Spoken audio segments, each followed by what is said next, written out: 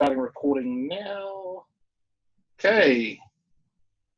All right, guys, I'm here with none other than the man himself, the master of mayhem, the king of barbecue. I don't know. Are you? I don't know. Well, I guess that's what we're going to find out. I'm excited today. I've got none other than Adam Roberts, and we're going to get into why he's a significant person in the barbecue landscape. This is Project Barbecue, and I am your host, Jared McDonald. We're going to have some advertisements come across here right now. No, we're not actually. But look, I've hung up my heat beads banner in the background. Don't ever risk it by using any other fuel than heat beads. But here we go. I'm sure we'll get into fuel today, Adam. Tell me something. When did we first get introduced to each other? Do you recall? Oh, it's like a first date, isn't it? I would say it would have been a meat stock, maybe even the first meat stock in Auckland. Now, I just remember two J's at that. I don't actually remember an Adam. See, I've always been the guy in the background. I wouldn't say pulling the strings, but just making sure everything runs smoothly. So I hadn't really, over the years, been out in front too much. I'd prefer just to make sure the engine room was just ticking along nicely. So I flew under the radar quite a bit on quite a few of the early events in Australia and New Zealand. Look, all I remember is coming to meat stock, and I had spoken to Jay a couple of times over the phone, and he had rung us that day. I had no idea what he looked like, but when I got there, I'm like, "Where's Jay?" And he's like, "Oh, he's like look for a average height fat Australian dude," which obviously you fit the profile at the time. Yeah, a dime a dozen. Yeah. And so I'm sure all weekend everyone was calling you Jay and him Adam, or maybe just everybody Jay. I don't know. Yeah, well, even today in Port Macquarie, Jay and I live in Port Mac, and I go down the street all the time, and it happens to him as well. People call him Adam, call me Jay. It's just one of those things. But funny story, a couple of years ago, Jay's wifey was just looking up family tree online, the ancestry.com, and she told us a story about how Jay was related to bushrangers from Australia, back in the 1800s or whatever. And I just said, oh, well, that's there's quite a few bushrangers around Australia in that period, but I was related to some as well. And, I told her the name of bushrangers I was related to, and she's like, hang on a sec, they're the ones Jay's related to. And so we traced it back over 24 hours, and it worked out we're fourth cousins. And we never knew of it for about 15 years. We've been mates, and that was the first time we were actually blood relatives, which is really, really quite weird, cool at the same time. So the big question really is, do you refer to each other as, this is my cousin Adam, or this is my cousin Jay, or do you just go like, this is my mate Jay? Look, over the years, we've played it up a little bit. We've deliberately called each other Jay or Adam if we want to get out of something, or not have to own up to something. So we've played around with it. But there's been quite a few stories. But cuz gets thrown about a little bit here and there, which is technically correct. But fourth cousins, it's quite removed, but it's a pretty cool story either way.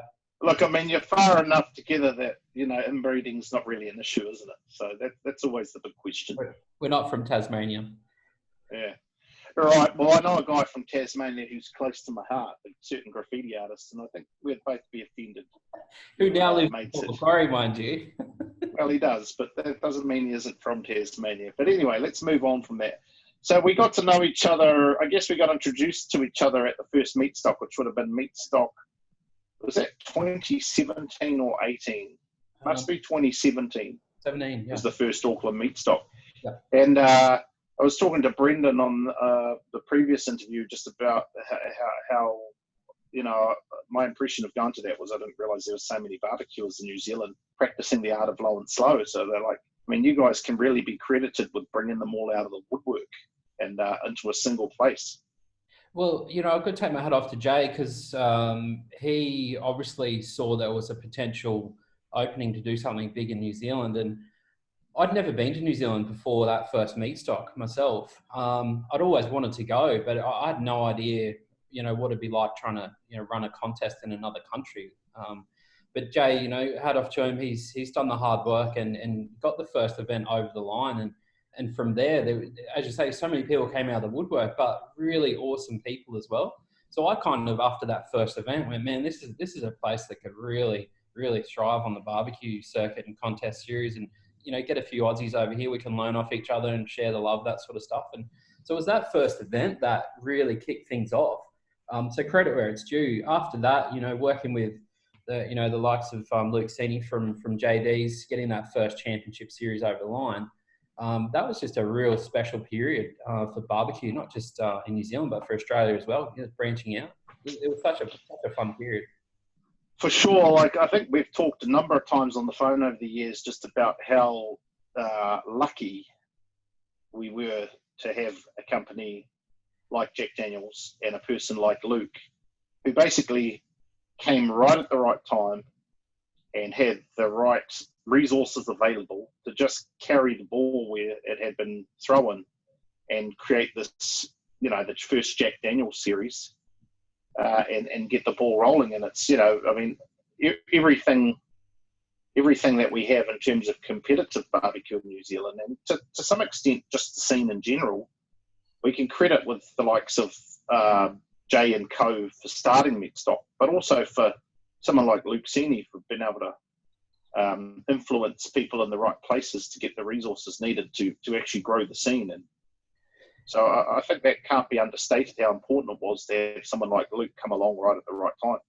Yeah, absolutely. And, we went back and forth with trying to, share ideas on how a contest series could work in New Zealand. And I remember there was a little bit of argy-bargy. There's commercial aspects of running contests you've got to be aware of, but there's also a very, black and white process that should be followed. The ABA had done a lot of work over about 3 or 4 years before the first New Zealand event.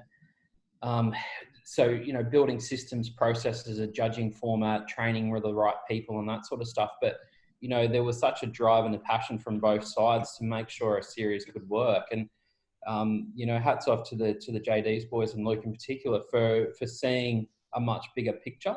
But also, the volunteers in the ABA that had, gone before us that really gave us the body of really cool people that could help run the systems and processes behind the scene to make it work. Like we'd struggled over 2 or 3 years in Australia. We'd had more mistakes than successes trying to develop something. And I think where we started with New Zealand in particular with the Champ Series in 17-18 was we'd made all the mistakes prior to that point in Australia. We had the snot kicked out of ourselves a few times online and all that sort of stuff, but we'd got our shit together enough where we were then confident, okay, look, here's a very well-oiled machine that we can start to roll out. New Zealand started with a product and a back-end system and process that had gone, 9 rounds already, and it was ready to go. It was something that was quite polished, and to be honest, it's the same system we're using 3 years later. Yeah, well, that's a great way of going, like, little walk down memory lane. But I think many of our viewers don't actually understand where this all started, and it's funny that you should be smoking a cigar right now, because I believe that the whole barbecue scene in terms of the ABA started with a cigar and maybe a scotch on a balcony. Can you share that story with us? Yeah, it's I'll probably talk about Jay all the time in this interview, but I think it really, when you're looking at the history of something, it's really important to go back to, the key influences in setting up something in particular. And Jay for years, we've been mates for years. Wednesdays or Thursdays, we caught up for a scotch and a cigar, sitting out on the back deck, just chilling, cooking some barbecue, whatever we're doing, just chewing the fat. And one day he just said, look, I want to run a barbecue competition. And I said, well, what does that even mean? There's only a few ways you can, cook up a sausage or a rissole, bro. What are you talking about? He said, no, the American style, the low and slow. And I said, oh, yeah, I've got a food truck and I do the pulled pork at the moment. So I understood the concept of low and slow, but he had the vision and the drive and the passion to, take something from the US and introduce it here in Australia. But the other really cool thing was we discussed about putting a lot about putting an Australian spin on it at the time. So we did a bit of research on the competitions in the US. None of them had lamb, but lamb was massive in Australia. It's one of our staples as far as the meat and protein. Plus, we also had places on the coast. 90% of Australia's population lives within 30 minutes of the beach. So seafood was another category that we thought, well, let's put our own spin on something. So that first barbecue contest it was 20 teams from all over Australia to our small town of Port Macquarie. And that was the first barbecue contest. And it was born out of just a random, scotch and cigar chat on the back deck. But there was a lot of work. There's about 6 months worth of planning work that went into just getting that first event over the line. About a month before the event, Jay's like, well, I don't really like talking in front of crowds. And I'm like, yeah, I'm a bit over it. I was on council at the time, the deputy mayor. And, I did a lot of public speaking, that sort of stuff. But I also had a food truck. I wanted to participate as more of a food vendor rather than someone out the front. So Jay looked around online, found this girl called Jess Pryles, who'd done a bit of work with KCBS in the US. She did a judges course over there, but she also had a fair body of work as at the time, what do they call it? Blogger. Back then, there was blogs that were pretty popular. Now, approximately what year would this have been, like back then when this is all conceptual and being put together? This is about 7 years ago, 2013, 2014. So this is going right back. It's about 7 years, yeah. So, long story short on that, Jess ended up being the MC for the event, but she also ran the first judges course and helped run the contest as well from the front end point of view. And, from there, I mean, it just sort of snowballed. Like, so many people attended that were just in love with barbecue generally from all over the country. We have people from Perth, from Adelaide, from Melbourne, from Brisbane that flew into Port Macquarie just to attend this first ever event of its kind in Australia. But at the time, 20 teams was one of the biggest low and slow contests outside of America at the time. So we got a little bit of international attention. A few people wanted to write blogs for us and, help share the love and barbecue and that sort of stuff. So that first event was critical. We had to show a product really that, it showcased low and slow barbecue. And those 20 teams, of those 20, there's still some really, really well-credentialed teams on the contest circuit these days, or own food trucks or restaurants, that sort of stuff, and have been in barbecue for 10 or 12 years themselves. So do you remember who actually pulled out the big GC at that first comp? I do. It was a team called the Meat Sweats. Okay. Mitch and Vaughan and the boys, Peter Groom. And Remy. The boys were just unstoppable in those first sort of 2 years. These guys had perfected the art of low and slow barbecue for contests. A few controversial ways of prepping meats, injections, and flavor enhancers, all that sort of stuff. Some really weird stuff that some people are like, oh, that's not real barbecue, but these guys knew how to present and also get the texture bang on. So these guys were well ahead of the pack, and I think they went on to win about 6 or 7 GCs out of about 10 events. So those guys were the first one, and they held up over a good couple of years after that as well, and really showed the way to a large degree. Well, it's excellent. And so how long after that first Port Mac comp did meat stock take to get off the ground?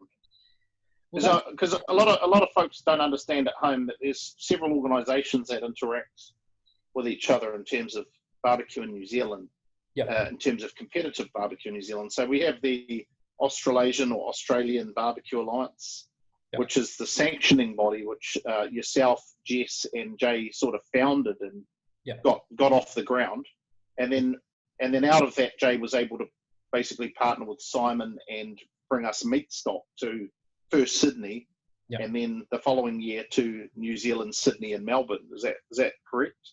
Yeah. So the ABA didn't actually run the first barbecue contest of its type in Australia. It was predominantly Jay who owned the festival.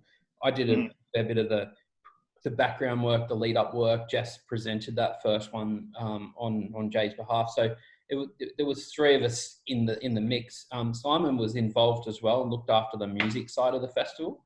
So all the players from that first contest, they are still around today, and they've obviously gone on to some big things in barbecue. But after that first weekend, we had such an amount of feedback, and we didn't have a website. We didn't even know ourselves as the ABA. It was just a couple of people that had done this one thing one time.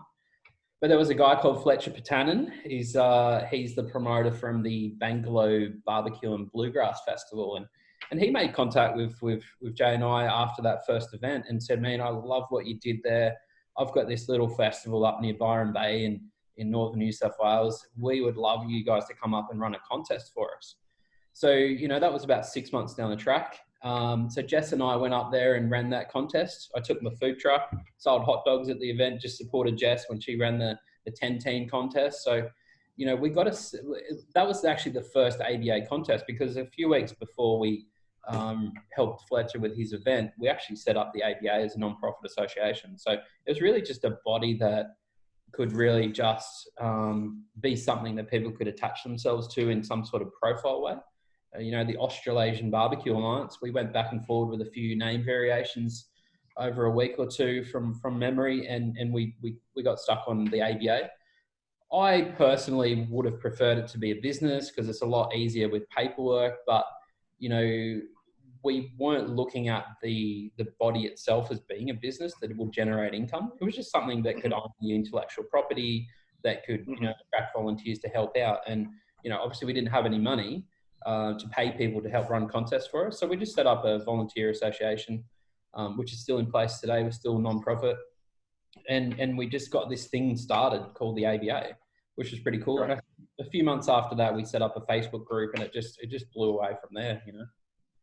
It has been surprising to me, even like recounting the Australian experience, how rapidly barbecue's taken off in our region.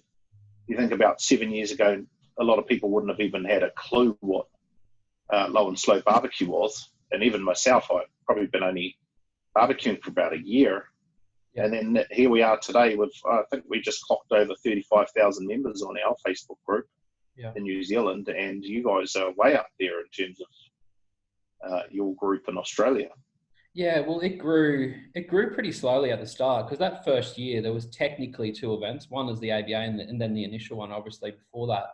The next year, just the momentum ticked over that we were able to help 8 promoters, including Jay. So 8 events went ahead in. Now, was Meatstock Sydney that following year? Yeah, it was. Okay. Actually, no, it wasn't. It was Port Macquarie. It was the 3rd year that Meatstock. Blues and Barbecue in Port Macquarie? Yeah. Blues and Barbecue. So it doubled in size. We went from 20 teams to 44 teams in that second year, which is massive. People come out of nowhere and formed a team. Yeah. And the guys were cooking on beer kegs, asado grills that they've knocked up in the garage. Like, there was hardly a commercial smoker in the field. Actually, we were the same with our first season. We had a lot of variation, homemade pits and people cooking on kegs and drums and all kinds of contraptions. And to some extent, I do actually miss those days. We don't have as much variation in the pits and as much creativity. Everyone's kind of cooking what they know will score well, which is, makes it reasonably homogenous. I really missed. I was talking to Brendan about Meatstock, and we were talking about how people, there's one team that were just cooking on corrugated iron that was all just put together in a teepee. And, I think we've lost a lot of that creativity in terms of making ourselves a little bit more sort of KCBS style barbecue. What's the other one? The IBCA? Yep. We're making ourselves more like those guys, where sort of a box is a box is a box. Yep. Whereas back in those days, people got a lot more carried away with the apparatus and a lot more hands-on. And I will say to you, though, jumping in there, a lot of that barbecue on those corrugated irons, and not that one in particular, but there was a lot of shit barbecue going around at the time. It was terrible. It was over-smoked. It was bits of charcoal on it. It's like someone was doing dirty steaks or something. It was terrible, and but that left the door open for people that knew what they're doing to actually win trophies and do well.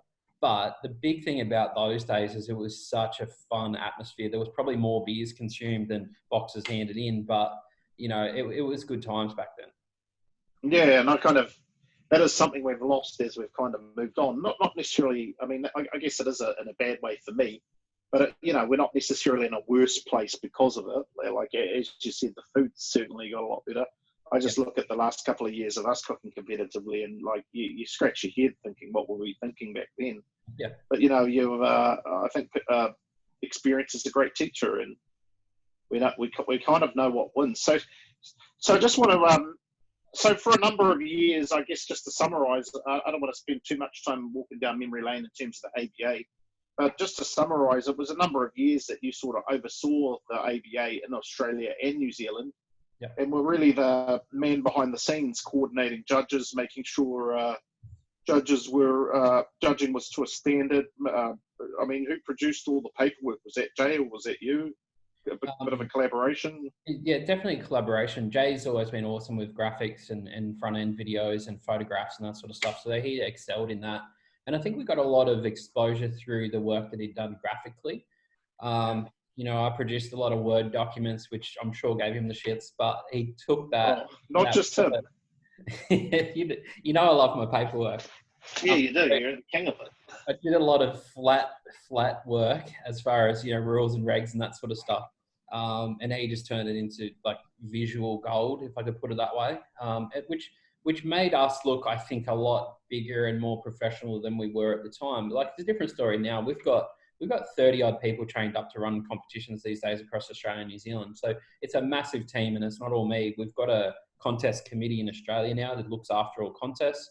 I basically still just do the admin, the sponsor support, you know, working with promoters and partners on strategic projects for rolling out barbecue in larger areas, and national media and that sort of stuff. So I do a lot of the back end stuff again, which is pretty cool. So I don't do a lot of front end stuff now, but the first 4 years, I think it's about 50 of the first 65 contests or something like that. So it was a lot of traveling. One year in particular, I spent 250 nights in hotels in 1 year. That's ridiculous. So that was 15 out of 18 contests that I went to. And, you know, that takes its toll, but then doing promos, working with sponsors, that sort of stuff. So there's a lot of work done real early to set it all up. But now it's a lot easier with a much broader team. And the credit goes to those guys because they're all volunteers that, you know, turn up every other weekend to help us out. So, you know, shouts to those guys for really putting in the hard yards as well. So it definitely wasn't all me or Jay or Jess. It was a much bigger team effort. Yeah, for sure. And I've got to know just a small number of those guys that contribute. And, yeah, it's a thankless job often because people don't know who they are. But we certainly couldn't do our thing if you guys weren't prepared to do your thing. And just to some extent, even though we pay a bit of a fee for sanctioning, it doesn't go anywhere near towards covering the cost. And, you know, there's a lot of human inputs and travel and all these kind of things that get overlooked by a lot of people. I just want to move on from, in terms of like the origins of the sanctioning. I just want to talk to you about where you see barbecue at right now. Like, where is the game at right now in terms of the aggregate? And then I'd like to, when we've finished covering that, I'm really interested in your T-shirt. So we'll go into where you've personally been competing and maybe some of the projects you've been covering in your spare time. Yeah. So where barbecue is at right now, well, I think cutting a beer, like I could talk for 4 hours on where barbecue is right now, but to look at the major points, you've got Australia and New Zealand absolutely pumping. Obviously, we've got a COVID thing going on at the moment, which has put a bit of a flat spin into everything. But, you know, we've got event promoters lining up to, you know, get back into it as soon as everyone's allowed to out of lockdown, obviously. So I don't see a massive issue going forward. But, you know, let's talk pre-COVID right up until a few weeks ago. That there's just so much energy and drive. There's a huge upturn in professionalism across the board. So from sanctioning bodies to partners, sponsors, you know, teams, even the backyard cooks now are cooking stuff and then turning up to their first contest and winning trophies, which is remarkable. So there's a huge body of information out there now online or in these podcasts that people can just tap in and go, well, hang on, I've just shortened my learning experience from potentially 5 or 6 years down to about 5 or 6 videos. And now I'm, you know, doing really well. So we've spent a lot of time over the last 5 or 6 years as a community putting together a body of work that is now being recognized worldwide. You know, there's a lot of people in the US looking at Australia as a legit place to come and compete, and also New Zealand now as well. You know, we've had a lot of international teams come over and compete more so in the last 18 months than we have in the last 6 years. Yeah, who have been some of those international teams, just while we're on that topic, just to give them a bit of a shout out to the guys who have made the journey out. Well, we know, obviously, naming a few, we've got obviously Sterling Smith, who's a bit of a regular over in Australia. I don't know that he's made it to New Zealand yet. I don't believe he has, but obviously we've had him come over. We just had Bad Bones Barbecue come over. Yep. They were competed at Meat Stock Auckland, as well as Meat Mitch, or the team from Meat Mitch, which Mitch Benjamin is the main guy there who does the sauces. He came and competed at Meat Stock Auckland. Yep. Obviously, we had Christina and Mike. Yeah, I was going to say Michael, and it didn't sound right. Mike and Christina came over and they helped out. They didn't compete. Who else have we had come to Australia that's Big Mo? competed? Big Mo's been a regular. That's right. Big Yeah. Mo's. He's made about 4 or 5 trips down, hasn't he? He has, yeah. He's probably one of the most prolific. He's up there as one of the biggest supporters of Australia and New Zealand barbecue in the world. We've had obviously Tuffy Stone come down. He came to the first Auckland Meat Stock and was like the personality down there, the celebrity. So that was great. Yeah, so Tuffy's been out 2 or 3 times now, and he's just such a lovely guy.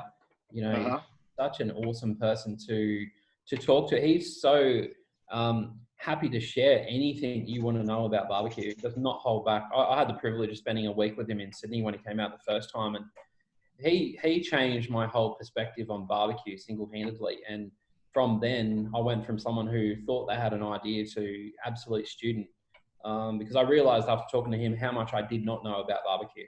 I think everybody who talks to him realises how much they don't know. We'll try to.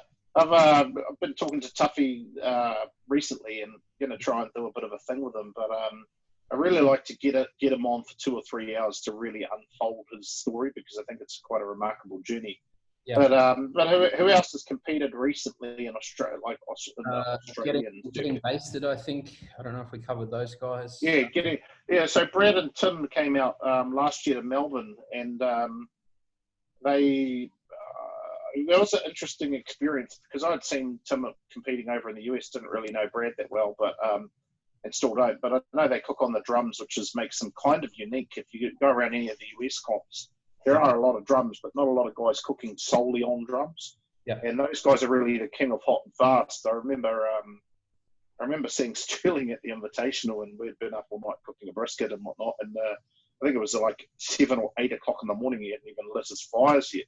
And I really got to unpack that concept with Brad and Tim.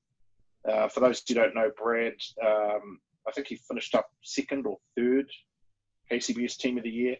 And Tim become reserve grand at the Jack. Yeah. And Tim owns Blues Hog Barbecue Sauce and Gateway Drum Smokers. So those guys are heavily involved. Brad runs a couple of restaurants. They're heavily involved in the barbecue scene. And they were down in Melbourne. And I think I've done quite a few classes, but their class down there at the Q Club, man, that was a real eye-opener for me. I'd love to actually unpack their cooking style on a long-form interview. But yeah. So we have had a number of people. Now Myra Mixon's come out there to promote KCBS down there, but I don't think he actually competed, did he? No, he came out to support a KCBS event a couple of years ago on the Central Coast, and also I think Melbourne. So he was out for a couple of weeks, which was great for the profile of barbecue in this region. You know, to have Mo, Tuffy, and Myron out, you know, all in the space of a year, it really helped put, you know, the Australasian alliances on the map, because after that we had a steady stream. We even had a team from Canada come out late last year to compete at the Kingsford Invitational in Sydney, which was the Natural Wood Co. Invitational last year. I should hasten to add. Who was the team from Canada? Do you remember who it was? Oh, to the tip of my tongue. I'll look it up. Yeah, okay. There's a few of them that, yeah. Unfortunately, we can't. I mean, there are so many teams and the names. You can get lost even with the people that you're very familiar with. I'll do the right thing. I'll put it in the comments on this podcast. But yeah, I mean, just saying. I mean, there's just so many to go through, but it shows how far we've come. But where we are at the moment, we're a legitimate region for barbecue. I mean, there's a little bit of a circuit going on in Europe, in the US, Australia, and also Jay and I had a little bit of a chat with some people in Brazil. A really cool, I guess, newish type of program going on over there, which is really cool. I really see that Brazil. I was over there late last year, and they were very much where we were maybe just a couple of years ago. There's a huge amount of enthusiasm. Yeah. Tuffy was down there late last year, and he was just received like the rock star that he is. So I really think Brazil's probably going to be the next region that really develops a league that's worth sort of going over and having a crack at. Yeah. One thing for sure that I've picked up in my travels was there's definitely a awareness of what's happening at what the Americans would call down under, and they classify New Zealand as down under, and technically we are. Even though I will point out we're on a whole other continent, if you guys want to look up Zealandia and Wikipedia. But anyway, I won't digress there. But there's a lot of awareness about Australasian barbecue, and there is a huge desire of people wanting to come down and compete. And a lot of those big teams over there waiting for someone else to sort of write the check. But the ones who have ventured out, a good friend of mine, Chet Gentry, came out. He's cooked, he's got three world champions under his belt. He come out to Auckland in February and to Melbourne last year, and he contacted me about a month ago and said, "Hey, I want to come to Sydney next." So I don't know. Obviously, with COVID and all that, I don't know when that'll be, but there's definitely an awareness right now. I think we should also mention that BBQ has been down and done quite a few promotions down here, and why she's worth mentioning is because she was part of the original cast, she was part of the cast from Barbecue Pitmasters, and that was really super instrumental in kicking this whole barbecue renaissance off. Yeah, absolutely. And I think Jay will tell you a story about where he got his inspiration to do a contest from, and I think Barbecue Pitmasters, like all of us, was something that you just go, man, that's so cool. Imagine having something like that here. But Jay's a guy that just went, why can't we? Let's do it. It's like, sure, why not? I know for myself, I was living overseas, but I got hooked by watching Barbecue Pitmasters, and I just can't believe that we get to even do it, just like that was probably 10, 11, 12 years ago. Yeah. And here we are like 10, 12, and time flies, and it's us now. We could literally make a TV show that mimics what they did, and at a similar level, right? Yeah, absolutely. And it's great to see teams from Aussie and Kiwi going to compete at world championship events in the US. So that's the other part of where we're at now. We've developed, I guess, a body of, I think, world-class barbecue competitors and cooks that are now matching it with the best in the US. And obviously the US is seen as the pinnacle of barbecue, the founders or whatever of this style of barbecue, low and slow and pits and that sort of stuff. So to see Aussies and Kiwis going over there and smashing it and, finishing 50 or 70 out of, 600, that's a massive achievement. You're knocking off 400 or 500 American teams in one go. So any team that goes over, if they place anywhere in the top 20%, I mean, that's incredible, from how young our scene is. So people might see teams going over and competing and maybe not getting a trophy as they missed the opportunity. But hey, those guys will come back and they will win GCs now because they've competed against the best. They've had that experience. Like yourself, you've done a lot of travel in the US, obviously, and you pick up stuff from working with the best, competing against the best. And that's where we're at. A lot of people are now traveling to learn more, which is massive. And through the ABA and NZBA, we've got partnership agreements with all the big world championship events where we get seeded teams that can go over and compete. They've made the prerequisites because we've got a good system and process in play. We're world recognized. So now we're getting the credit where, a few years ago, it was harder to justify why they would let an Australian or a New Zealand team in. So we've come along. Well, look, I mean, I was at the Houston Livestock Show, which is one of the big ones, and that's held in February. And I was at that just in February before the COVID lockdown, and they've got a whole international section now. Dan Barrett was over there competing, and the guys from Manning Valley, and did extremely well. I was at the American Royal, which is the largest barbecue contest in the world. I think it's 600 plus teams competing in two rounds, one on Friday and one on Saturday, I believe it is. Yeah. I might have got my days mixed up there. But, I cooked with Smoke Face Grillers, who have obviously been one of the dominant teams in Australia the season before, and cooked with them, and we come 117th out of those 600-odd teams. So, like you said, placing in the top 20%. And a phenomenal outcome that, you can't understate the difficulty of being able to cook out of a suitcase in a foreign land with driving on the wrong side of the road and with proteins that you're not necessarily familiar with. Yeah. That's a tremendous undertaking. And I just look forward to the day when we can see an Aussie team or a Kiwi team even place and like maybe even win a grand championship over there. I don't think it's too far away. I really think, you know, like BBQ Mafia, I think they placed twice in the top 10 with their brisket in the Royal in the same weekend. I mean, Royal. Yeah. That's massive effort. Double barrel a couple of years back, you know, best international team, you know, from Australia. So they've competed. I believe Manning Valley has also placed at the Houston Livestock Show. I think they placed in brisket. Yeah, they took briskets from Wingham, which is a country town in New South Wales in Australia. Took them over there and they placed second at the World Championship in brisket by a hair. It was like in Texas. Of a point in Houston, Texas. Not in Kansas, in Texas. Sorry, Texas. No, you can't give them enough credit for being able to cook an Australian protein in America against the backbone of brisket country and come out with a result like that. So phenomenal work.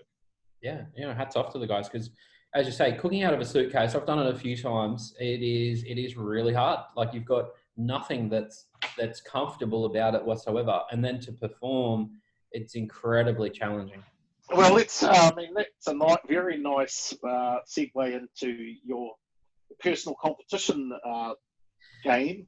And I know you've been a competitor now for a long time. It's not like it's a new thing for you, right? You did quite a lot of competing. What was it, last year? Yeah. I know you've tapered back with the new business and everything, but maybe walk us through. Yeah. So history. I got a little bit of a late start because I was running the contest and that sort of stuff, doing a lot of the back end work. I didn't really have the opportunity to get out and just cook with the boys and girls. So I sat there and watched for, you know, the best part of 2 years before I could have a crack. I have competed across 5 seasons now, which is pretty cool. Picked up a trophy in every season too. Very hard to do. But the contest is just, it's going sky high every year on year. It's so much harder to compete these days. But I had a really good crack at it once we had trained up enough people that could allow me to step back to actually enjoy, you know, competing on the circuit as well. So early on, I really couldn't, and I probably shouldn't, because I needed to teach enough people to be able to run it autonomously so I could genuinely step back, not have anything to do with the contest itself, and compete. So, you know, there's always a risk. You know, people might think, oh, it's rigged and all that sort of shit. But at the end of the day, you know, I copped a lot of that for a couple of years. So that sort of, it didn't hold me back, but it was always in the back of my mind. And I thought, no, bugger it. I'm very confident that we've got a very good system and process. And to be honest, New Zealand's been running autonomously for the best part of a year and a half. I mean, people who say it's rigged are sore losers, in my opinion. But it was very evident to me early on that the head judge's ability to actually rig the contest is very, very limited, and can be easily found through spreadsheets and everything. Yeah. And a promoter even less so, because a promoter just outsources all the judging to the ABA or to the NZBA, as the case may be. And you know, we copped a bit of criticism for winning Barbecue Mania 2, which just for those at home, I was one of the promoters for. Since now brought on another promoter to manage it for me, who will be revealed at a later date. But you know, it's like not like I had anything to do with it. I didn't even enter into the ones where I knew the mystery protein. It was just standard 4 or 5 categories, and you just cook what you cook. Yeah, that's right. And we, over a lot of years, put in place checks and balances to make sure that there was 3 or 4 independent people as part of the process.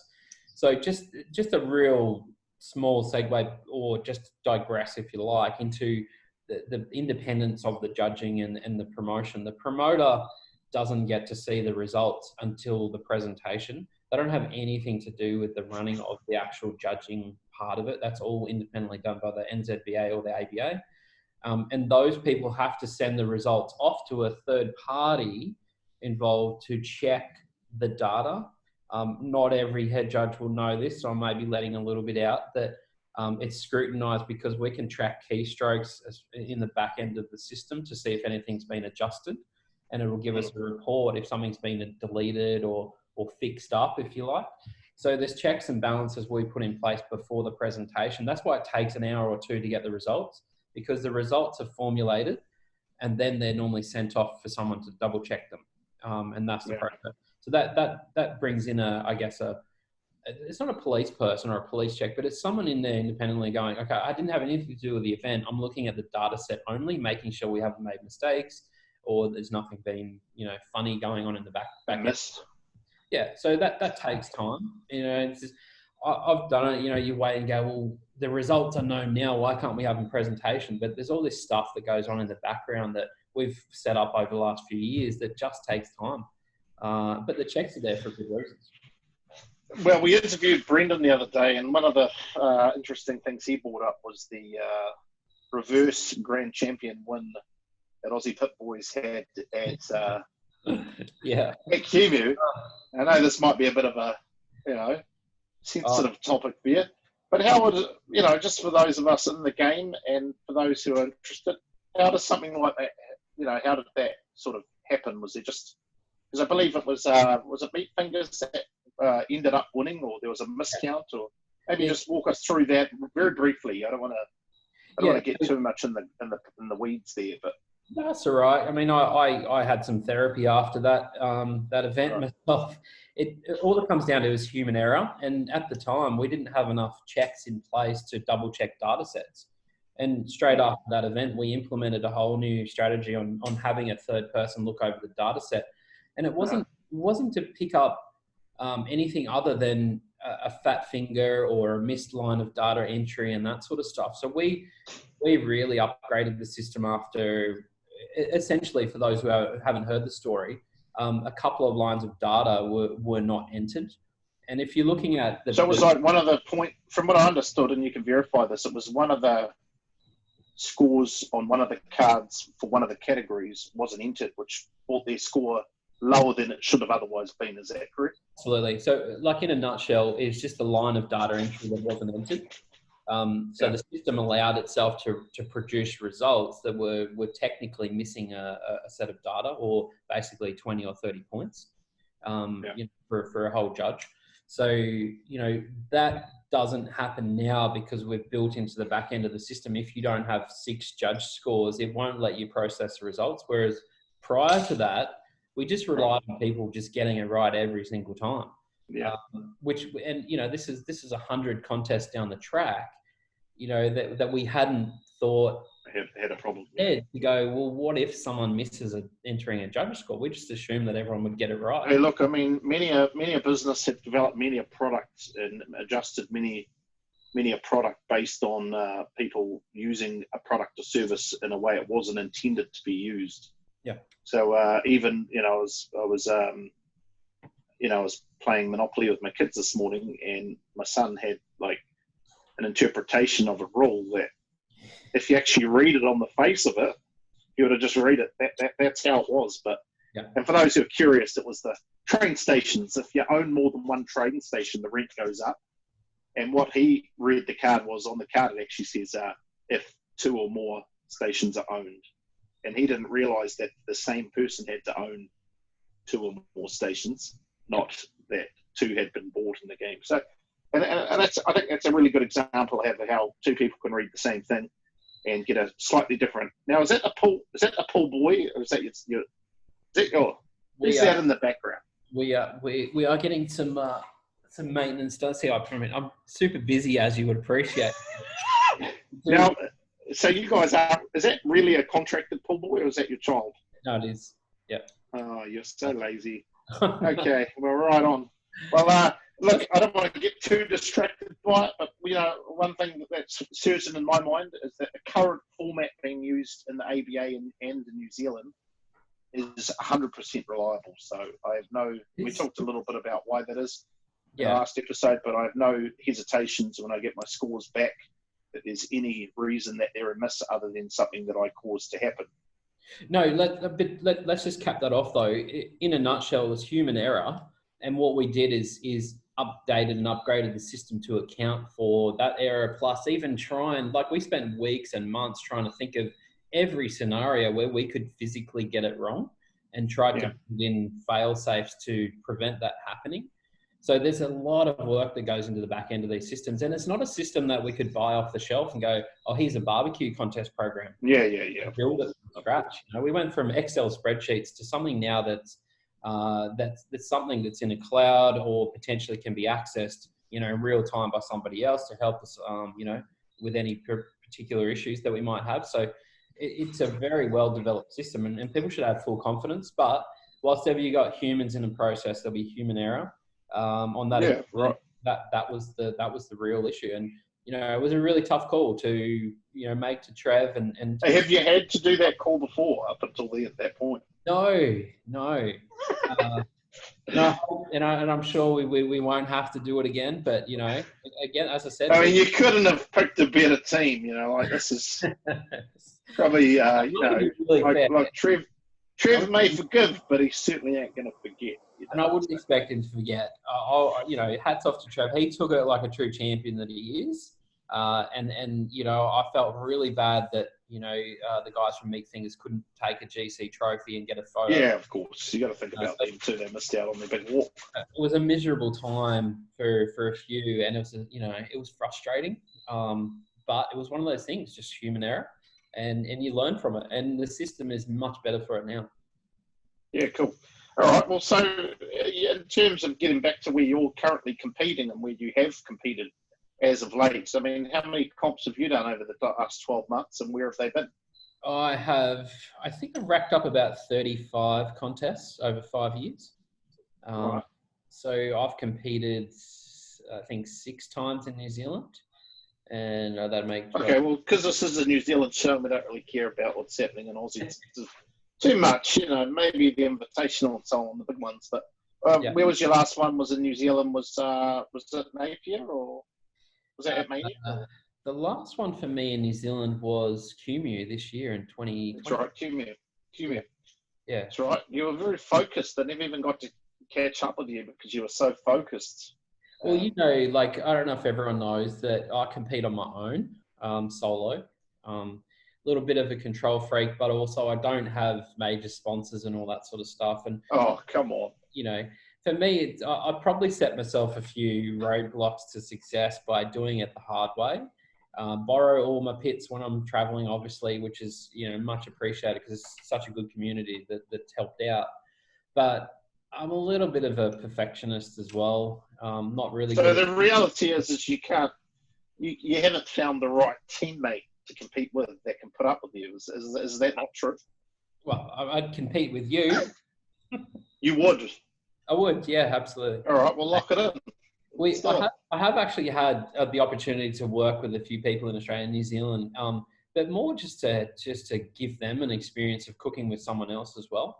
I've had a bit of success, which is great. I don't talk it up too much, but if there's an opportunity for me to bring someone in, I just need to correct that.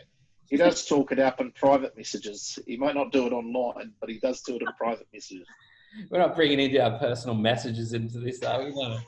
No. We have a standing. For those, me and Adam, I love a good challenge, and I see Adam as one of the, certainly in the last few years in the New Zealand scene, one of the best imports that we've had to go up against and cook. And there's plenty of evidence of that. I think you won the long room last year, or you come reserve. Which one was it? I've competed long room twice. Got reserve behind. The first long room you come reserve at. Yep. And cleaned up. I remember you had at least 2 or 3 trophies, right? Yeah, I got 4. Yeah. Okay. Greedy. So my point is that I see you as being like one of the tougher guys. Particularly that you keep coming back. It's not like you're a one-hit wonder, come in and win, and then I'll never see you again. But, being able to put my barbecue up against yours and being able to judge how we're doing relative to you is, a great benchmark. And we've had many a wager over the years, haven't we? Usually on lamb. Yeah.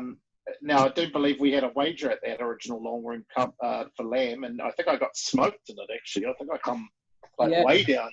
Yeah, yeah. Yeah, I think it was lamb chimi, I think is what you called my I think man. 2 days after the contest, your lamb was still cooking. I think we talked about. Yeah, I like it rare. I mean, what am I going to definitely, say, right? it's definitely rare. And then the long room this time around, I believe you did extremely well. You got Yeah, you remember? it was top five. Top five. Pulled first in lamb and then top five overall. Right. But it was a really tight field. But we had smoke face grillers. That's right. They were on fire at the time. You know, they were coming off 3 or 4 GC wins or something like that. They were really on fire, which is great because it's great to go up against the best. I mean, they finished second overall in Australia that year, so for them they were peaking, and to come so close to those guys and also yourselves, more better. We're getting more better every time they competed, and obviously you guys have got a couple I of. think we come third in that comp. I think it was, yeah.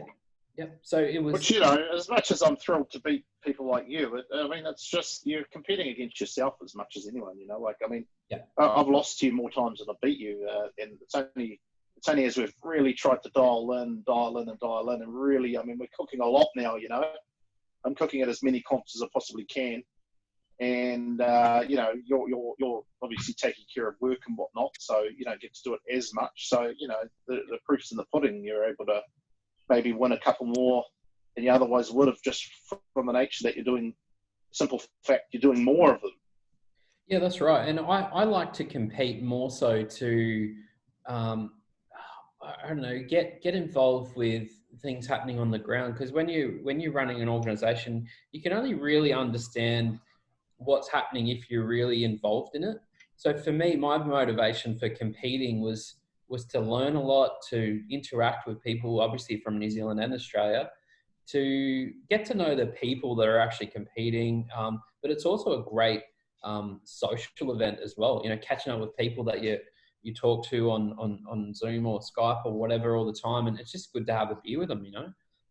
But it's a great meeting place for industry people as well. So I probably have as many meetings every time I go to a contest as hand in boxes, on a commercial level or a professional level. So I've always got other things that I'm doing at a contest as well, maybe helping someone or, writing contracts or something for support or sponsorship, that sort of stuff. So I've got a lot of things that I do, but the competing, it's a real fun part of the whole trip out.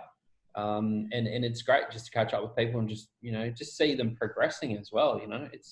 It gets, as I said before, it gets harder and harder to compete every time you go out because everyone's improving out of sight.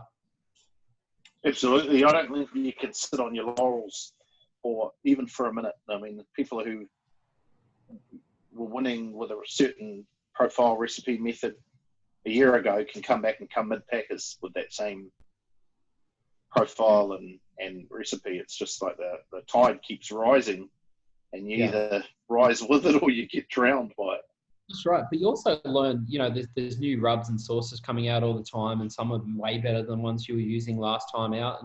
And for me, that helps with the shop. I'm learning new flavor profiles. I'm staying up to date with what products are out there in the marketplace. And, I bring a lot of the recipes that I use in contest into my own barbecue cafe that I've got here in Port Macquarie. And a lot of our customers go, man, I've never tasted anything like that. And to be fair, some of those flavor profiles, you might end up in the bottom half of the contest. But for people who've never tasted barbecue before, it's the best thing they've ever eaten. So, just staying on top of flavor profiles and rubs and sauces and stuff, it actually has a lot of benefit when you bring it back to a commercial level. Oh, look, for sure. For me, I always, obviously I run a commercial business with barbecue. And for me, I always just see competing as my personal development. It's like going to a business conference for the weekend. You come away re-enthused about barbecue. You come away with some new ideas, and you bring that all back to work. And it definitely translates to be some benefit to the business. So, yeah, 100% agree with you there. Just tell us a little bit about your cookbook. Last year, you released a cookbook called Ribs. Yeah. Ribs, I guess you'd call it in Australia. Ribs. And look, I believe it's been through a second printing, is it now, or a revision of some kind? Yeah, look, it was just like Jared Hayne, and it's always been a dream of mine to write a cookbook. I I tried to come up with a number of different ways of presenting a cookbook because I've loved cooking for 20 plus years. You know, my first job was flipping burgers at a Red Rooster store here in Australia, and I'd love cooking, but I'd never really had an outlet or a need or just like a opportunity to put all my ideas together in a book. And to be honest, I was writing a book for years. You know, doing a lot of food on foot tours around the world. You know, developing flavor profiles, that sort of stuff. And it just so happened that off the back of starting the ABA, I got recognised for being, I guess, at the forefront of this style of cooking, which was low and slow. So I got approached by a book publisher who said, look, we would love you to write a book for us. There's so many barbecue books out there, but we've really got a desire to see something on ribs. You know, can you put together a book that has ribs as part of it? And I said, well, why don't we do a whole book on ribs? Because there's so many different ways you can do it. So over a year or so, I wrote 47 odd original ribs recipes covering chicken, lamb, pork, and beef ribs, bringing in recipes and ideas that would help you cook ribs any way you like. So the book itself has a dual purpose. The foreword, I took a lot of time to write the first chapter as a low and slow guide, because low and slow was still something that people just couldn't get their head around, or they didn't know how to do it properly. So I took the first part of the book just to write a guide on the fundamentals of cooking over charcoal and wood and that sort of stuff. So the book serves a purpose of giving people the idea, but I wanted to take people from their inside kitchen to the out and then mix the both.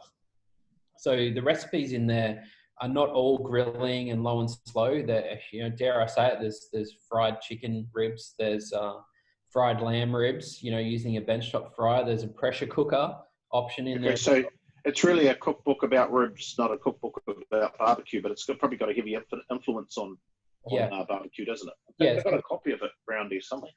Yeah, so it essentially takes people from where they're comfortable cooking ribs, but it's pretty heavy on the grilling and the low and slow smoking as well. But there's enough support there that they can just read it a couple of times and then grasp the idea.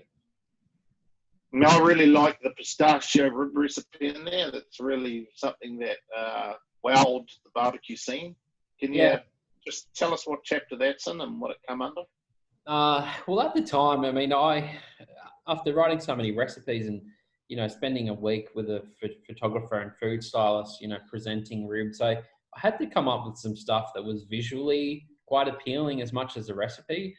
And everyone knows I like playing with nuts. So, you know, crushing up a few pistachios, sprinkling it over the top of some ribs. It looked visually pretty cool. But is it a pork rib or a lamb rib? I seem to remember it being a lamb rib. Or is it, one of my signature recipes is a low and slow sticky pork ribs with a pistachio crust. And that made that photo made the cover of the first book. But that first book, that sold thousands of copies across Australia and New Zealand in a short space of time. And the publishers gave me a call about a year or so ago and said, look, we want to do a reprint of the book, but we recognize the price point of the book is probably a little too high for a general majority. So what they wanted to do was add a little extra feature in a new chapter, which is called Sides. So now we have sides. So now sides, ribs and sides. So everything from the mac and cheese, jalapeno poppers, you know, a grilled fruit salad, like just some real random stuff that you can do on the grills and smokers as well. So I reshot, I think 10 new recipes with a photographer. Actually, Jay took the photography for that second run. I can't think of a better photographer. Yeah, so we spent a couple of days, you know, cooking, taking photos, submitted the recipes. The book was reprinted in a soft cover, which brought the price down quite a lot. So now the book's about 40% cheaper, which means it can get into a lot more bookstores as well. So that was re-released late last year in 2019. And how's the new edition been going? Yeah, really good. It's been going great. You know, at extra chapters, it's been helpful as well because people are always asking, well, what do you put with ribs? You know, so I put together a whole bunch of recipes that you could, you know, just spend a bit of time just mastering sides for rib dishes and that sort of stuff. Fantastic. Well, what have you got planned in the near future, Adam? I mean, you're obviously very busy at the Q Deli, which is a bit of a project. I guess the last 12 months you've been working on that one, and it seems to be going well for you. Yeah, I don't know. There was an opportunity. I mean, I've traveled so much over the last 4 or 5 years. I really just wanted to stay at home. Like spend a bit more time with the kids. My kids are 13 and 11. Got a great wife who's been supportive for so many years. And the only way I was going to stay home is if I did a project here at home in Port Macquarie. Yeah. So there was an opportunity to buy a fish and chip shop in an industrial area in our industrial area of Port Macquarie, and this business had been sort of ticking along a little bit, but wasn't doing anything flash. But I saw the kitchen, the profile of the area, growing, but also there was a desire from a lot of local people off the back of those contests that were in Port Macquarie, those barbecue contests, to have a place where they could get barbecue any day of the week. There was no one doing it. Yeah, so you're the only one that's doing barbecue up there? The only one doing it full time. There's a couple of people who do a special here with a brisket burger or a pulled pork burger, but we're the only full time barbecue place in Port Macquarie. So it was a huge opportunity to get involved and just share the love even more, but also learn a lot. So I had a really good mate, Gary Waddell, who's my butcher. He'd owned 5 or 6 butcher shops over 40 years, and he'd retired a couple of years ago. And we'd stayed good mates because he used to supply all my meats for contests and that sort of stuff. And I said, well, why don't you come in and make me some sausages, and we'll do bacon and pastrami and that sort of stuff. So the two of us have been, I guess, the engine room for Q Deli, which is a barbecue cafe, as we call it. But we've taken a lot of the recipes that I was using in contest barbecue and producing them on a commercial level, which is super hard to do, and try and maintain the quality, the texture, the flavors that you would see at a barbecue contest, but also trying to meet a price point, because no one wants to pay, over the odds for really good barbecue. It's a hard slog. Some may... Yeah, well, you can't sustain it. I mean, there's a few businesses in the world that are real international destinations, and I was talking with Wayne Mueller at Meatstock Melbourne before it got canned, and got to know Wayne a little bit in Brazil, and just a really good dude, and been running a family business up there for 3 generations, and he they rely on the gastro tourists to keep that place in business, or at least they have. But I believe, talking to Wayne, that they've had to pivot significantly to keep the doors open during COVID-19. But there's a few of those type of places globally, and most of them in Austin or near Austin, that you can rely on people flying halfway around the world to come and eat your food. Yeah. But, my experience is that most people aren't prepared to travel very far for Tuesday night takeaways. Yeah, well, you can't afford to eat $50 and $60 takeaway meals every other night. Or in the area that I've set up a shop or a cafe, it's an industrial area. There's office workers, there's factory workers. They might only have $12 to $15 to spend on lunch with a drink. So I've had to develop a menu from scratch, still staying true to barbecue generally, that would meet the market. So that was a total shift for me. And also, if we had a slow day, the weather was too hot or was too cold, we didn't get the customers, you don't want to be throwing barbecue away, because it's so expensive to buy anyway and to produce. So I came up with, I think we've tested about 40 different menu options over the last 10 or 12 months that appeal to a customer base that's available in front of us. And we always get people traveling through from Sydney to Brisbane who stop in, and they'll spend whatever they want to. But our market is our local base of customers. So it was... Yeah, no, we're the same here in Hamilton. We're not a big city. We're only 160,000 or something like that. Yep. And I always told my associate, people who work with me or contribute to the business, that the guy comes down and spends whatever dollars with us every Thursday, he's the guy that we want to look after. As much as we care about people that come in from Australia to try our food, they're sort of a one-time revenue stream. Yeah. Whereas the guy who comes every Thursday for a sandwich, he's literally keeping the lights on down there. Yeah, absolutely. And so we've recognised that at the shop, and we cater to our locals first and foremost. We're in a very high volume tourist area in Port Macquarie. It's a beautiful spot to come and visit. It should pay us a visit sometime. I'm planning on it, especially now that I know you'd be prepared to compete with me. Good. Yeah, absolutely. So we look after our locals first and foremost, but we've also, I do classes at the shop. I did, I think I've done about 20 classes at the shop in 10 months. So nice. you know, we're educating people. So people that come and do the class, they've probably not experienced barbecue on a certain level, but those customers come back and now buy briskets off me, buy ribs, buy sauces, rubs. So we're growing our customer base by education. But that's a passion of mine, you know, educating on how cool low and slow is, how flavorful it can be, but also just helping people with their barbecue journey. So we're now seen as a bit of a, I guess, a go-to place for anything to do with wood-fired barbecue, which is really cool. But we're a funny industry like that. Like we've got a lot to learn from like the DIY industry. And remember when all these Project and the Block and all this type of stuff came out, the tradies were all up in arms because they sort of saw that their trade secrets would be given to the average man. And that's really not the case. If anything, people go home and have a go at tiling, screw it all up. And then they have to pay a tradie to come in and fix up their bodge-ups, you know. And if anything, it's actually exponentially grown their market. Whereas, and that same rule can apply to barbecuing. Like so many people are fearful that once someone learns how to cook a brisket, they won't come and buy it from Texas Pete's or Q Deli. But it's really not the case. I mean, I just had one of our great customers message me and said, you know, I can cook as good a brisket as you, or even better. That's fine.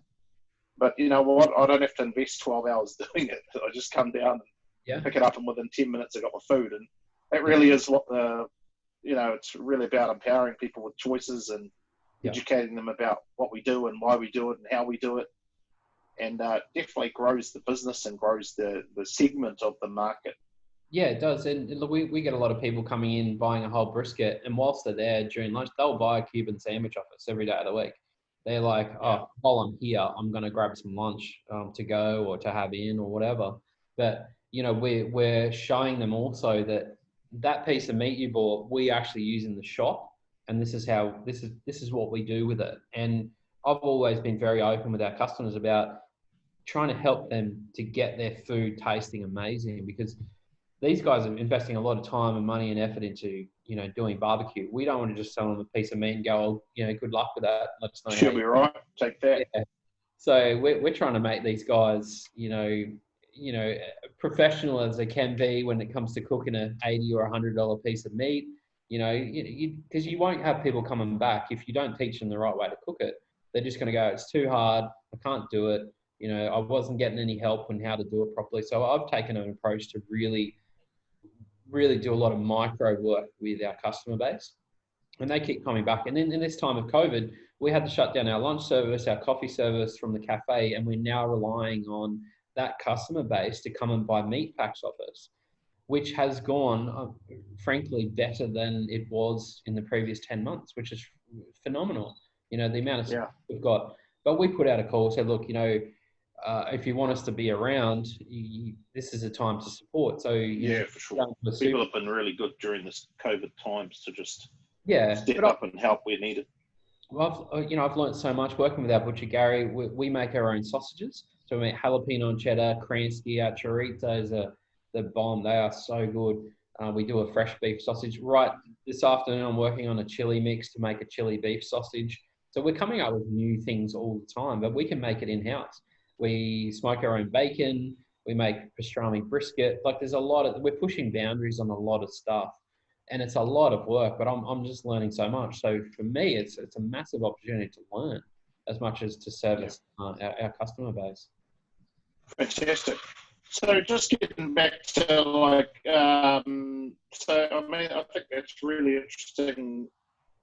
But I mean, you're really gone 360 with the whole thing in terms of, you know, sanctioning, competing, QDLing, you've done authoring. I think the last thing you got to do is build your own barbecue, but we can maybe flat pack something and send it up to you. But I just wanted to ask you something that came across my head while we was talking was, you know, the current season seems to be in limbo.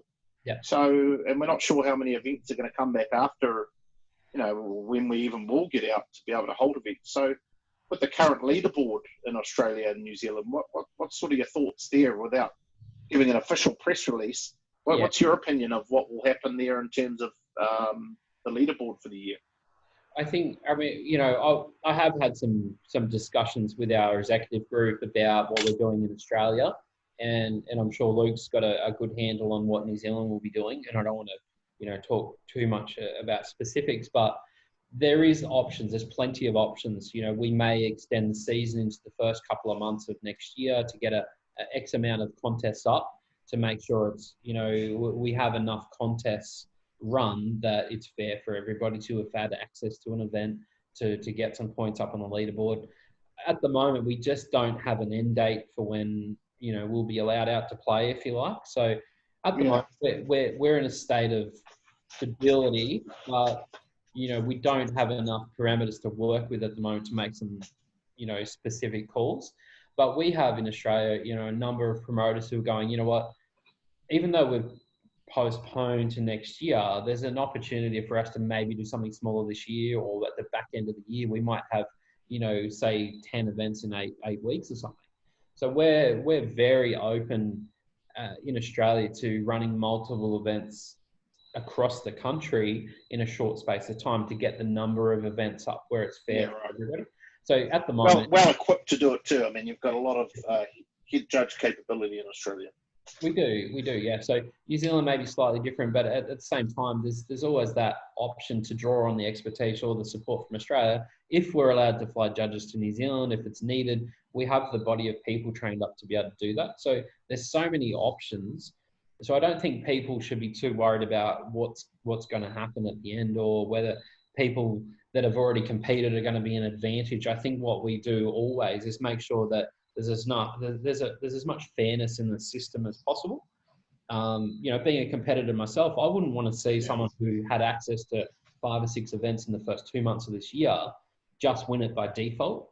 So, to give confidence to the whole system, we're looking at, okay, well, what's a fair scenario here? None of us have experienced this before. So there's no rule book on what you do, but the main principle would be fairness and access. Yeah, of course. In Australia, well, it's good that you guys have thought about it and come up with some options. So it's great. Yeah, absolutely. Like simple things would be, if there's events with caps on number of teams, we would genuinely ask promoters to release that cap, take more, to be able to cater for people who actually want to compete. So there's things that we're doing in the background to try and make it as fair as possible.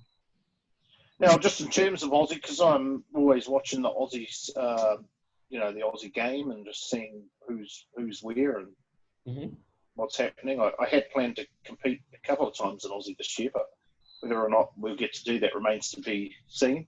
But who are you watching this season? Obviously, we had a really tight year last year. I mean, with the new way that the tally count is added up, 100 points coming first and all that.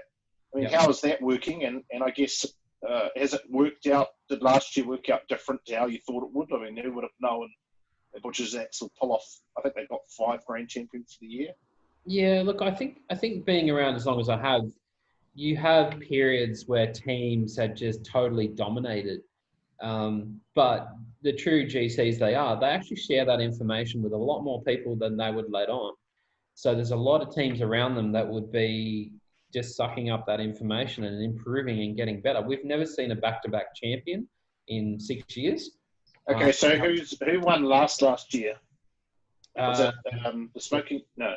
So Butchers Axe won the Aussie Series last year. Last year? Who won the year before that? That was the Beard and the Barbecue. That's right. And then who was before that one?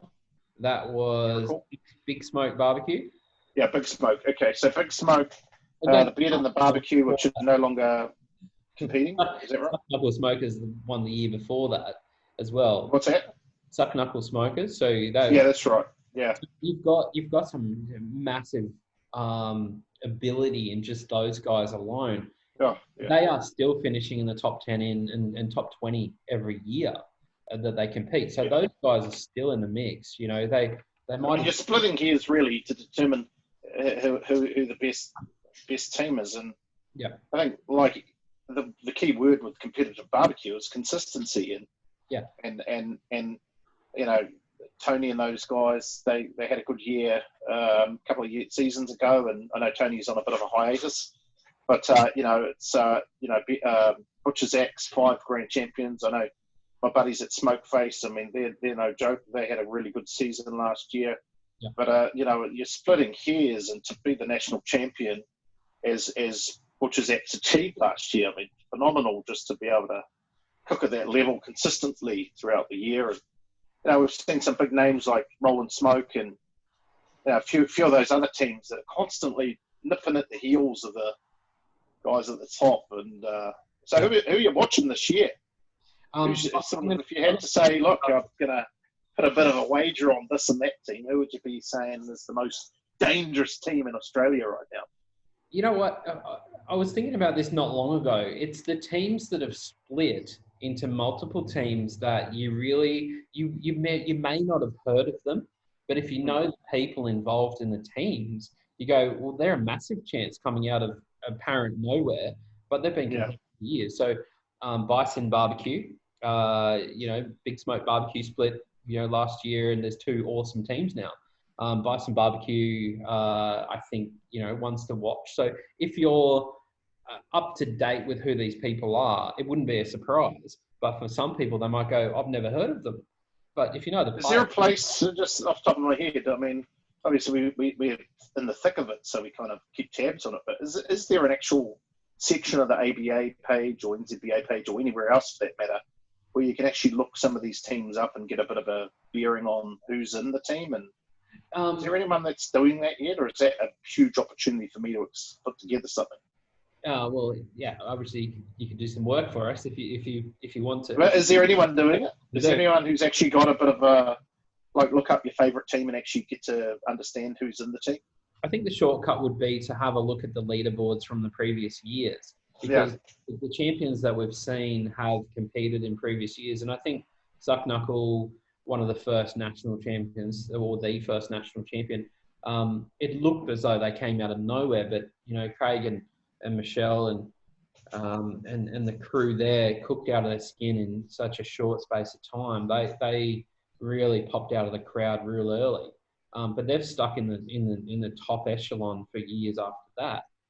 So I think you just have to look at the top 20, maybe top 40. It's really interesting because the top 40 is now condensed so much in points that you wouldn't discount anyone that's placed in the top 40 in Australia in particular of taking out a national champion, such as the tightness of the contest. So if you look at the top 40 in Australia right now, any one of those teams, I wouldn't be surprised to see them take out a national champ series.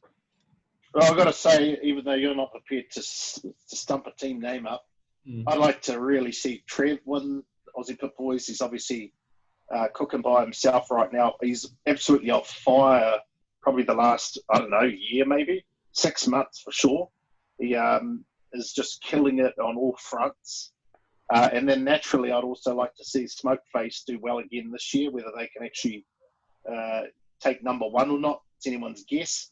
I've been talking to Jai about getting him on the show to find out what's going on there. Yeah. But I obviously cooked with those guys at the Royal, like I mentioned earlier, and they've come over to New Zealand, I think 2 or 3 times now. 3 times, 3 times, whatever it is. And so obviously, these guys who are competing in New Zealand, they're sort of our favourites. And Trev was one of the first to come over on a consistent basis and cook. So we're absolutely thrilled to see him cleaning up. Yeah, look, Trev's he's a fanatic. He works so hard, and I think that's something that people don't see. I mean, you can see a Facebook profile here and there, but if you actually see how much work these guys put into the back end of their preparation, how organised they are at the contest, you go, you can't do anything but take your hat off to them, really, because they've put in the work. And if you're only competing 4 or 5 events a year, you're probably not going to get the experience either that you're going to be able to deal with all types of conditions and contest formats. So the guys that are doing multiple events every year, putting in the hard yards in between events and traveling so much, they pick up so much more information. The other guys to watch are the guys that have food trucks, restaurants, cafes, that sort of stuff, because they cook every single day of the week. So it doesn't matter if someone throws them a brisket and says, good luck, let's compete. They'll probably be able to handle the conditions of that pretty easy because they cook every single day. So if you're trying to pick a national champion or a form guide, I would always look at guys that have been there and done that before, guys that are traveling internationally, guys that are cooking 7 days a week, and guys that are preparing no end to do well at a contest. I will say though, so many different versions of barbecue out there. Contest barbecue is a single measure of how good a team is. Catering another, major events, and even running their own business. I mean, there's so many different elements to barbecue, and then you've got your home cooking as well. So, you know, for people who aren't doing that well in contest, it really comes down to there's guys probably in front of them that have just got way more experience or cook a heck of a lot more. And if they want to get into that top echelon, all it is doing the work. It's like anything else. You do the training, you do the preparation, and you're going to do well. The system works really well. We've seen that over multiple years with the same teams winning. They have a formula. They have worked it out to a degree where they can be ultra consistent, but every single one of those guys has not got there by luck. It's been through sheer hard work. You know, actually, I do agree, and for the most part with that. I do think though, there's a lot of people who cook commercially that don't cook well in comps. There's a lot of people that cook well in comps but don't cook well commercially. There's a lot of backyard guys that, you know, cook phenomenally good barbecue but wouldn't be good at comps or at commercial cooking. So I think it is a unique individual that can do both, which you're able to do. Obviously, my hat off to you. And you know, someone that I've been watching closely, you know, and I've learned a lot, you know, from a lot of people, definitely including yourself. I know a lot of the boys here have picked your brains, and I know our national champions for last year, Barbecue War. I know John cooked with you at the long room, and I know that you guys have he's picked your brains on a number of issues and fronts, and you know, it's good. We're such a generous group with our information. It's not like, I mean, yeah, there are, I guess, some secrets to putting everything together. Yeah. But I think if I was to lay out our comp recipes and everything, I don't think that'd really be a big shock to anyone. There's no sort of, hey, we put our sauce on at this time instead of that time. And I think everything that can be done has been done. Teams have tried. And I think just the guys who are doing well are the guys that just seem to somehow consistently put it together. And a lot of it is down to sheer hard work. And I know, going back to Trev and talking to Brendan and now you, and I know Big Mo, I mean, these guys that cook by themselves are just absolute beasts in terms of organisation and being able to multitask. And, you know, I mean, I say it again, I cook with 3 or 4 competent cooks. And, you know, when I've cooked in the US, it's with 6, 7 other people. And, you know, many hands make light work. So my hat off to guys who do it alone, but, you know, they're just control freaks at the end of the day.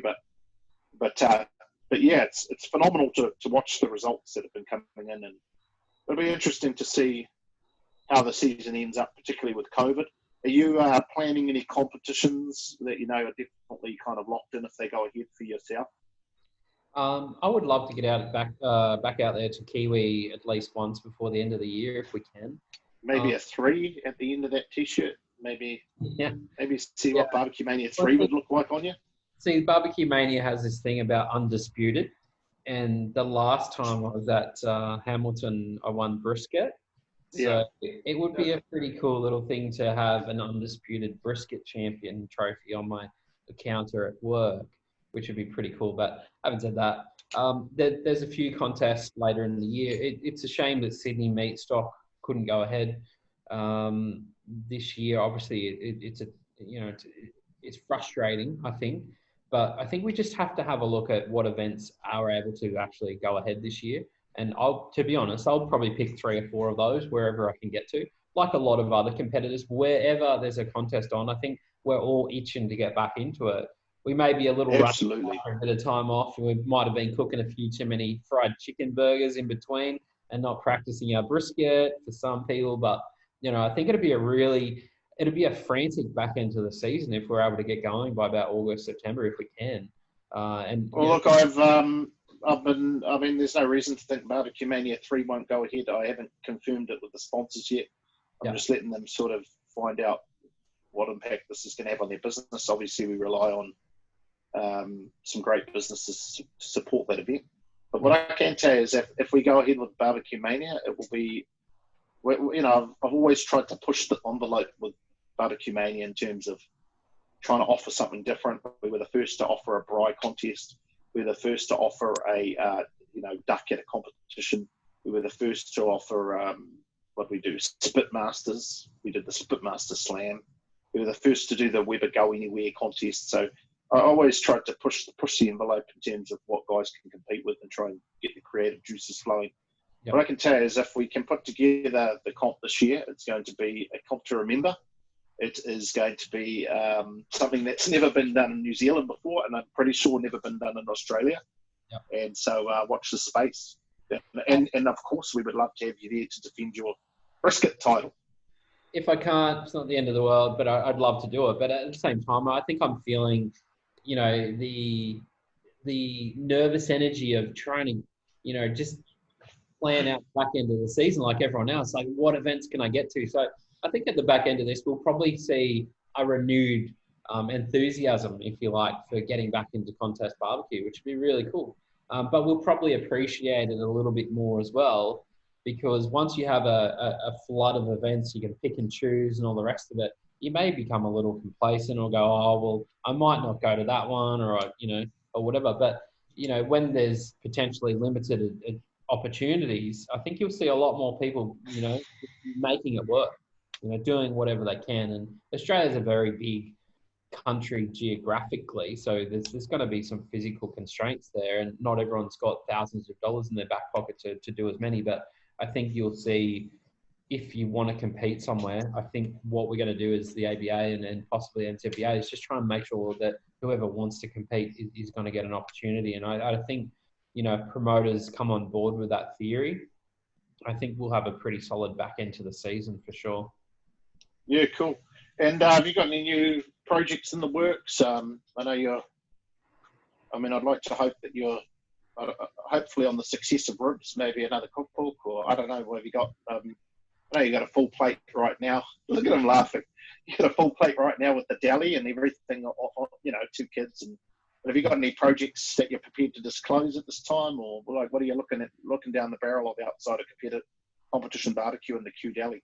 Yeah, Q Delis, it's ticking along nicely. That'll continue.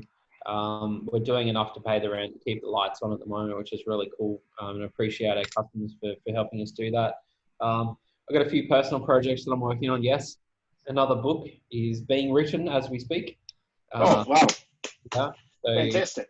You heard it here first, guys. Oh. You heard it here first, guys. So it's probably going to be a beef book, I imagine. Exclusive, yeah. Where do you go from ribs, I suppose? Well, I'm going to do a lot of cooking on gas barbecues. Right. Right. Hey, I've always said, and mark my words, people, I've always said it's not the appliance that makes the barbecue. It's the barbecue that makes the barbecue.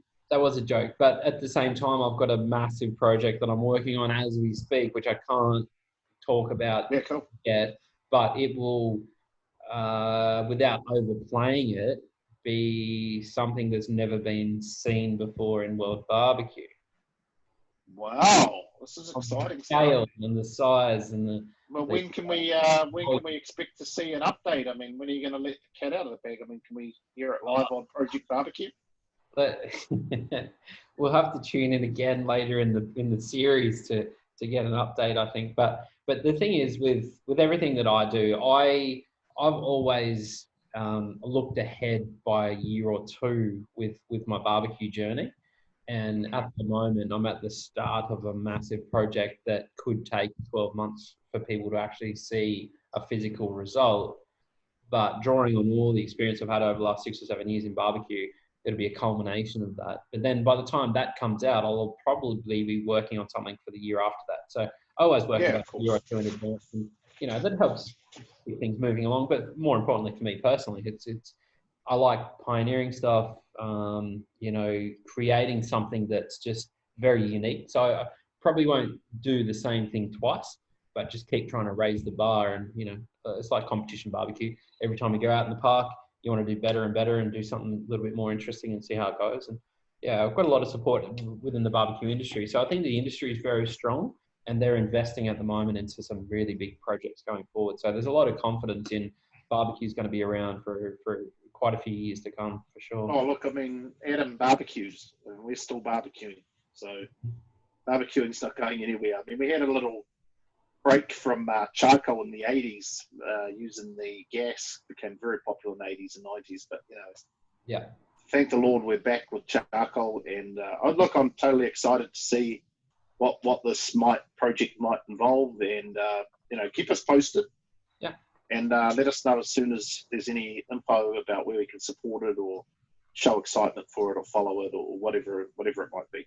Yeah, for sure. I'm pretty active on social media, as you know. People can check out the Q Deli Facebook page, but the ABA generally, I think, is still the most important aspect of anything I do in barbecue. I still general manage that. I still want to make sure that our partners keep involved in the sport side of things. So I'm working a lot with our major partners to make sure that we do have a continuity of the contest series, because it's such an important part of the whole scene. It's a meeting place. It's a place for people to come together. It's all that brotherhood stuff of barbecue. Without contests, it would be a pretty flat existence, I think. You've got to get out there and meet with people, have a couple of beers, whatever it is, just shake hands, when we can, just get involved in something that's bigger than the individual or the backyard. So working with our partners from an organisation point of view, I do that every other day of the week. So that is in a very good position going forward. So we'll see, the contest series, but also the organisations going really well over the next few years. So it's now backfilling that with some cool stuff, some promos, some new style events. I don't foresee any major rule changes or anything, because I think we're in a place where contests are as good as they've ever been. Mm-hmm. So I wouldn't expect anything too out of the box from that point of view. But, I can't understate how tricky it is to keep a sanctioning body afloat. And it is only afloat through the generosity and the support of our promoters and the partners that help fund the back end. But I think a lot of people wouldn't understand that even though they might pay 30 or 40 or 50 bucks to compete that goes to a sanctioning body, that doesn't go anywhere near to covering the costs of running an organisation. And it's the sponsors that put in money to help run the organisation, which makes it viable. So we've always got to, thank our sponsors or use their products wherever possible. So a lot of the stuff I've got coming up is to support a lot of our partners across both countries to make sure that they get the recognition they need for their investment, but in aid of making sure everything continues to go around. So, a lot of work, but, it's pretty exciting at the same time. Well, fantastic. Well, look, I just looked at the time. We've been going an hour and a half, and I think that's probably as long as the average person's prepared to listen if they've even made it this far. But I had a hell of a good time chatting to you, and I appreciate you giving up some time during this difficult time for businesses. Thanks for your time today, and I hope that people enjoyed listening to the show, to the last hour and a half of their life. And go ahead and give us a like and a follow. Go ahead and head over to Q Deli. Now, is it spelt properly or is it with a Q? It's spelled C-U-E. Thank you. I mean, I applaud it. Yeah. I applaud it. The man can spell barbecue. So he spelled it Q-U-E Deli on Facebook, yeah? And based in Port Macquarie. Give him a like and a follow. And will you be publishing information about the new project on that page, or is there another page we should also be following? Or let's just say you will not miss it. Can we all follow Adam Roberts, or are you particular about who? I mean, have you got a public profile for your own Facebook page, or has it got pictures of kids? Or as I said before, I'm probably a back end guy. It's all about the people that I support. I just do a lot of back end stuff. So it's not about me personally, but the project will be something that people will be very interested in. And I will say it's educational as much as anything. So a lot of people can benefit from the project for sure. Fantastic. Well, Adam, thanks for your time again, and I'll let you get back to the busy life, and we'll watch with great eagerness to see what this educational. Don't forget, guys, you heard it first right here with me. You didn't get it off some cheesy YouTube channel. You got it off this. And again, thanks, Adam, and thanks for watching, everybody. Give us a comments on how you liked it, whether there's some specific content that you want to see. I have had a few people message me about getting on the show. I'm happy to do that. We've got I did mention before, I know a lot of folks in barbecue, and we'll be working through the list as long as I've got time. I happen to have an abundance of time right now, so we're building a little bit of momentum with it. But again, thank you, Adam, for your time, and we'll sign out from here. Thanks, guys. Peace. How do I shut this thing off now is the question. Yeah, right.